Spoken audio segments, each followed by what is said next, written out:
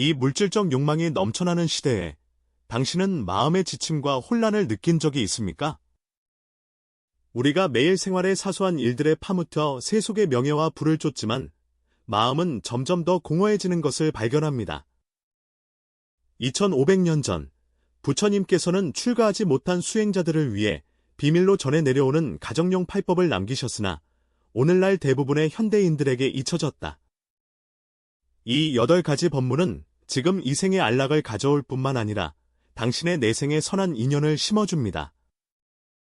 그것들은 마치 8개의 밝은 등불과 같아 세속 속에서 너의 수행의 길을 밝히 비추어준다. 오늘 나는 여러분과 함께 시간의 먼지에 묻힌 이 고대의 지혜를 밝히려 합니다.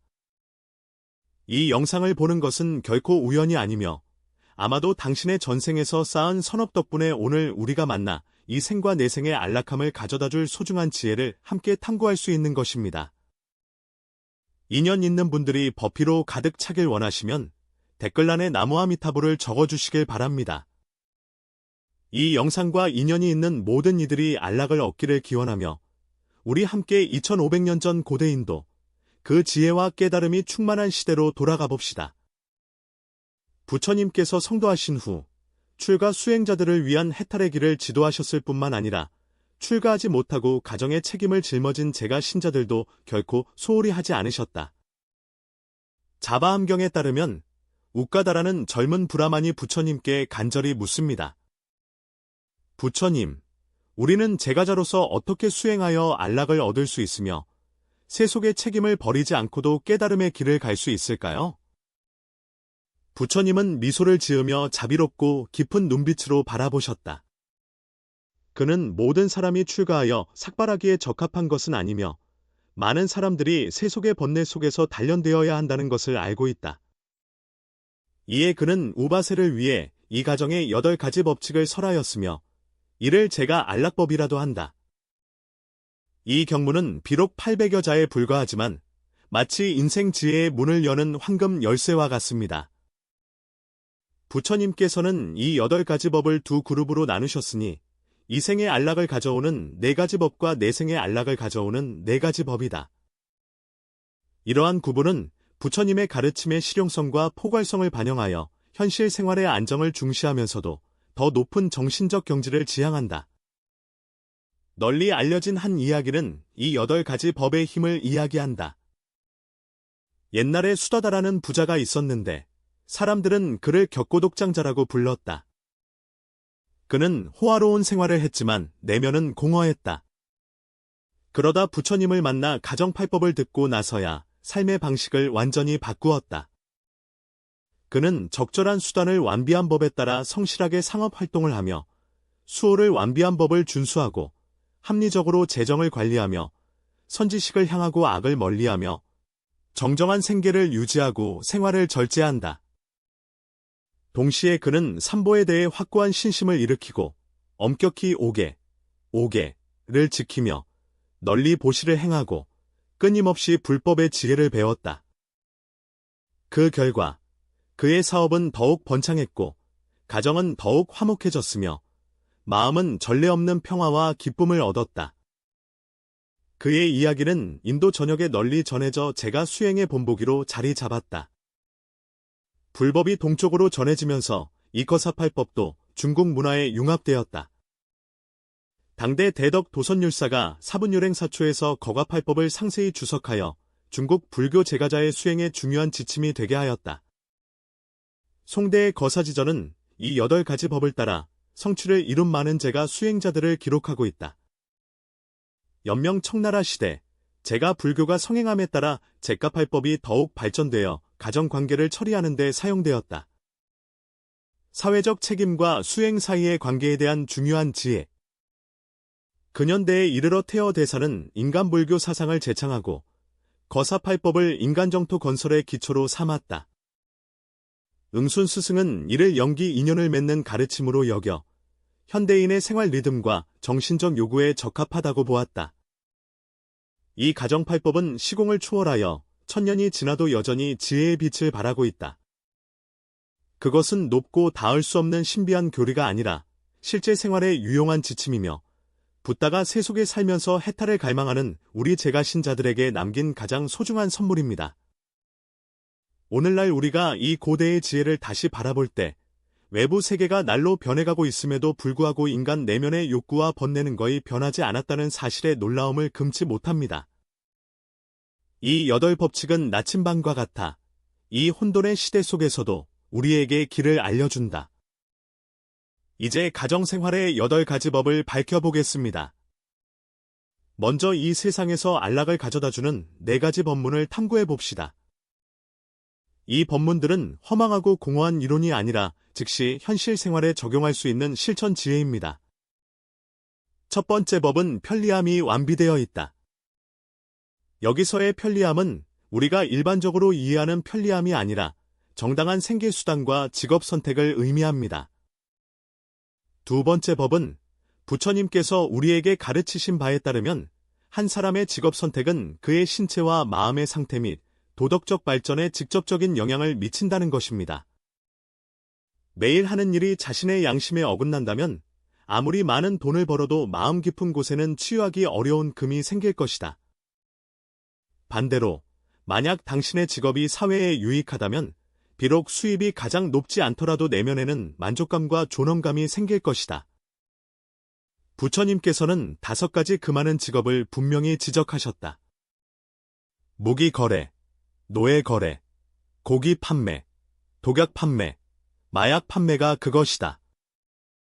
이러한 직업들은 중생의 고통과 상처를 직접적이거나 간접적으로 초래할 수 있습니다.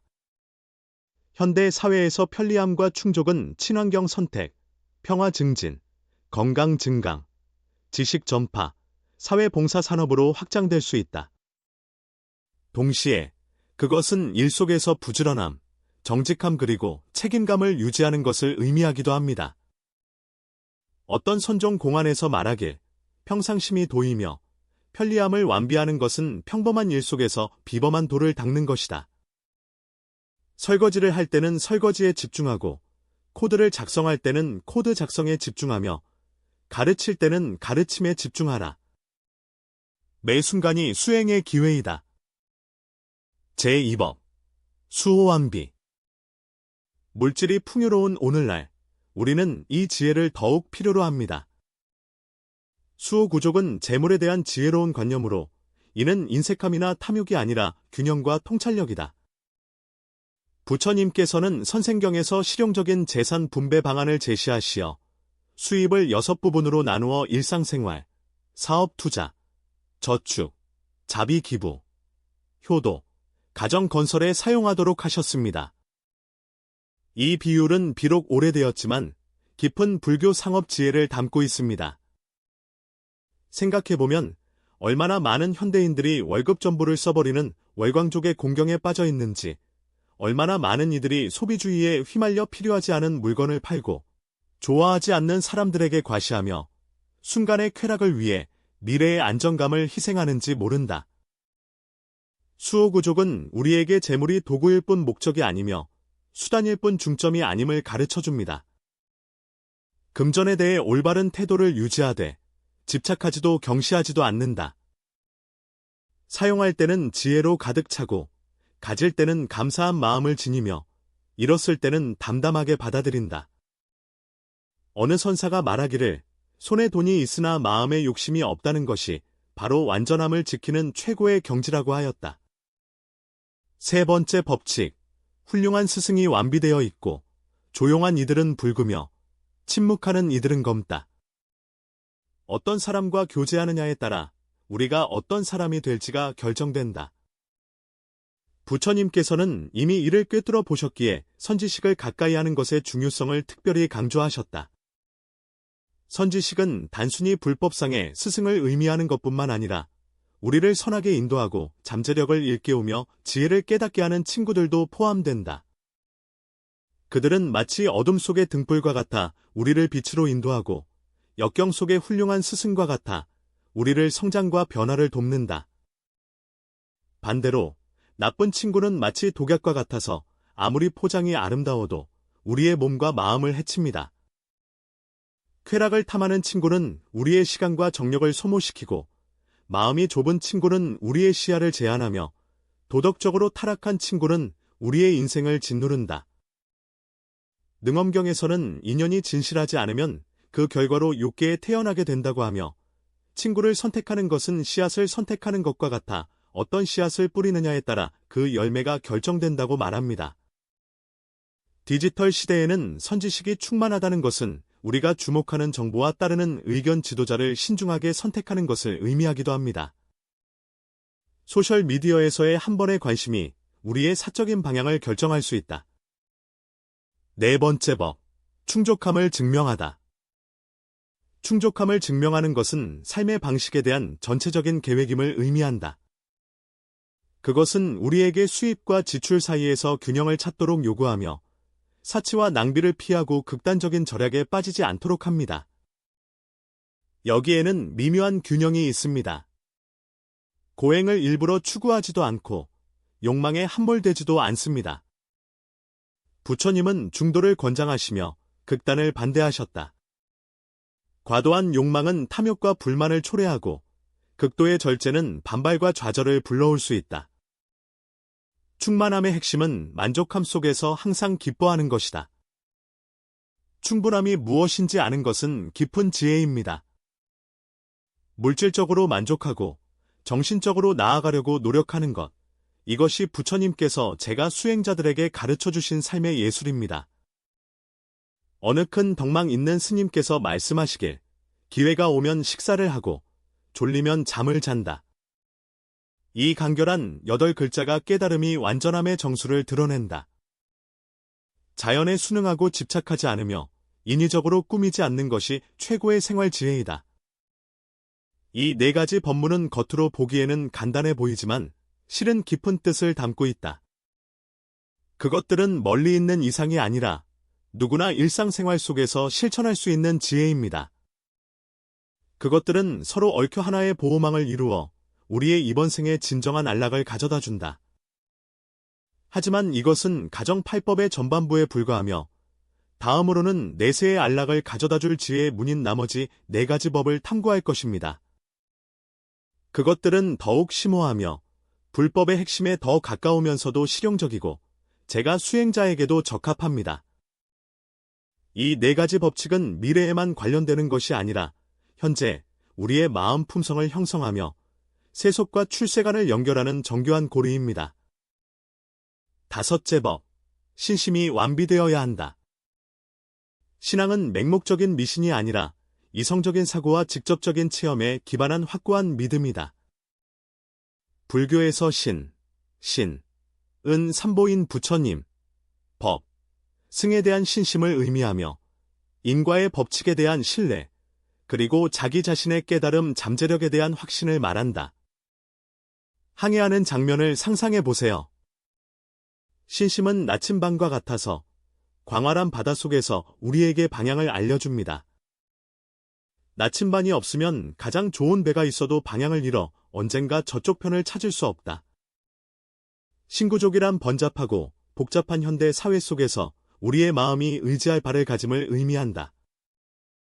세상이 시끄럽고 혼란스러울 때, 가치관이 혼돈과 변화 속에 있을 때, 우리 내면에는 꺼지지 않는 등불이 있어 앞으로 가는 길을 밝힙니다. 어떤 이들은 왜 신심이 그렇게 중요한지 물을 수도 있습니다. 신심은 모든 수행의 기초이자 원동력이기 때문입니다. 수행의 길에 대한 신심이 없으면 우리는 꾸준히 정진하기 어렵습니다. 삼보에 대한 신심이 없으면 우리는 외부의 유혹과 방해에 쉽게 흔들리기 쉽다. 육조 해능 대사는 말하였다. 믿음은 도의 이자 공덕의 어머니이며 항상 모든 성근을 양육한다. 신심은 수행의 근본으로서 공덕의 어머니가 되어 모든 성근을 길러낸다. 현대 생활에서 신구족은 매일 잠시 시간을 내어 조용히 연불하거나 경전을 독송하거나 참선을 하고 정기적인 공수 활동에 참여하며 경전이나 고승대덕의 법문을 읽어 마음과 삼보를 연결하는 것으로 나타낼 수 있습니다. 6번째 법, 개 구조. 개는 속박이 아니라 해탈의 계단이며 제한이 아니라 보호이다. 교통규칙이 우리의 자유를 제한하는 것이 아니라 우리의 안전을 보호하는 것과 같습니다. 부처님께서 제가 신도들을 위해 제정한 5개는 살생하지 말 것, 도둑질하지 말 것, 사음하지 말 것, 거짓말하지 말 것, 술을 마시지 말 것인데 이는 도덕의 기초이자 수행의 근본이다.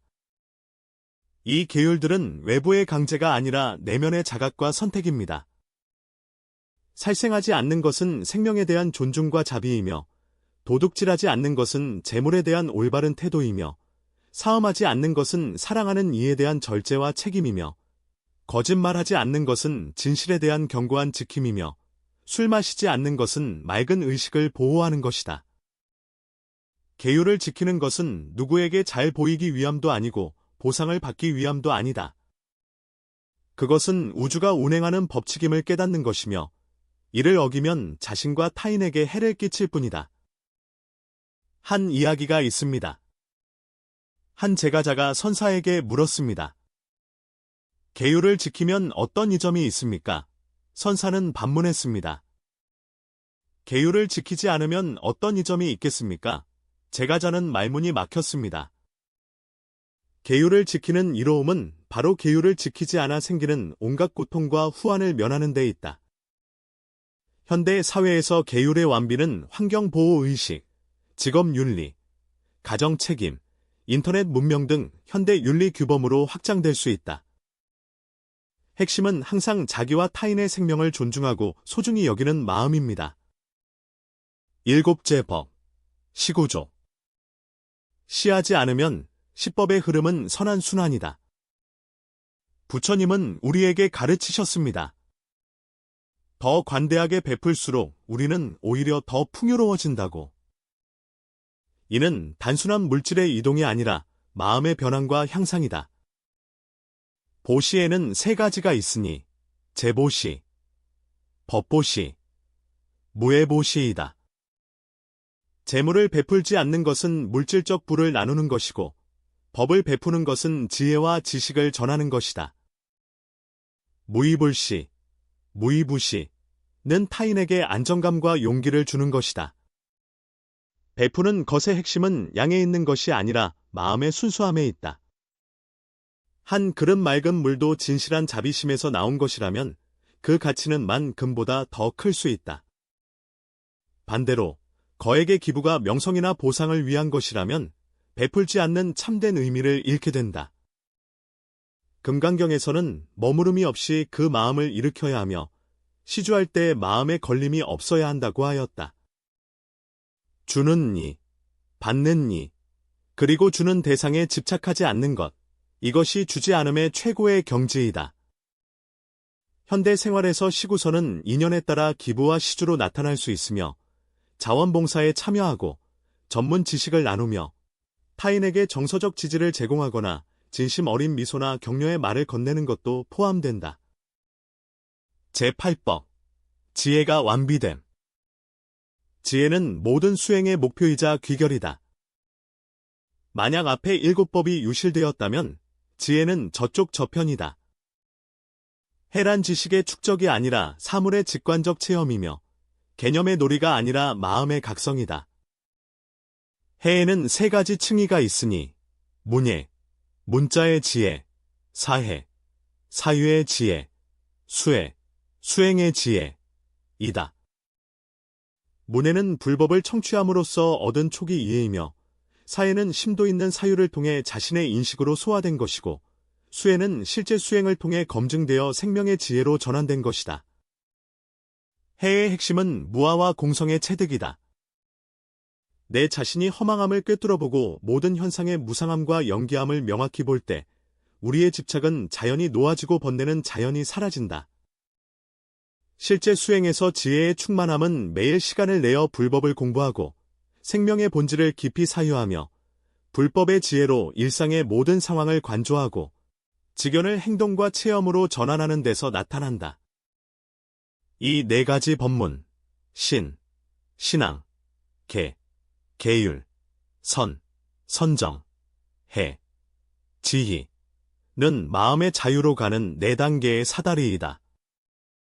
그들은 서로를 지지하고 서로를 촉진하며 신심이 있어야 계율을 지킬 수 있습니다. 계율을 청정히 지킬 때에만 마음이 힘을 얻고 성을 잃지 않음은 집착을 녹여 없앰이 아니라 지혜가 드러남이니라. 이 8가지 법은 하나의 전체로서 완전한 수행 체계를 이루었다. 앞에 4가지 법은 물질적 기초와 외적 조건을 마련하고 뒤에 4가지 법은 내적 변화를 시작하며 정신적 생활을 일으킨다. 그것들은 분리된 것이 아니라 유기적인 전체로서 마치 연꽃의 뿌리, 줄기, 잎, 꽃과 같아 하나도 빠질 수 없다. 이것이 바로 부처님의 지혜로서 세속 생활을 부정하지 않고 그것을 수행의 도장으로 전환하며 현실의 책임을 회피하지 않고 깨달음에 도움이 되도록 승화시키는 것이다. 가정 8법은 바로 이러한 원흉과 지혜의 구현이다. 알면서도 실천하지 않는 것은 단지 가정 8법의 깊은 뜻을 아는 데 그친 것이다. 중요한 것은 이를 우리의 일상생활에 어떻게 녹여내어 실제 수행으로 전환하느냐에 있다.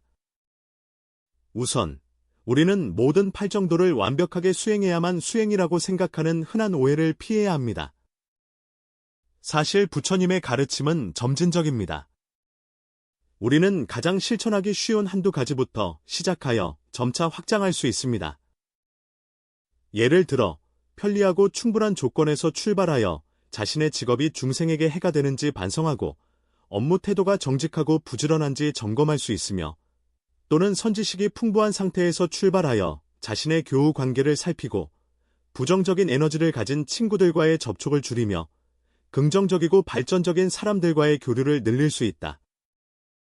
두 번째 오해는 수행과 일상생활을 분리하는 것이다. 진정한 수행은 사찰에 숨는 것이 아니며 매일 몇 시간씩 좌선을 하는 것만으로 충분하지 않습니다. 수행은 삶의 모든 측면에 스며들어야 합니다.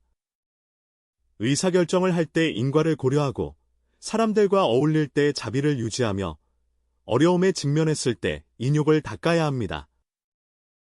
세 번째 오해는 성급히 결과를 바라는 데 있다. 정신적 성장은 나무를 심는 것과 같아 단번에 이루어지지 않는다. 때때로 우리는 좌절감을 느낄 수 있습니다.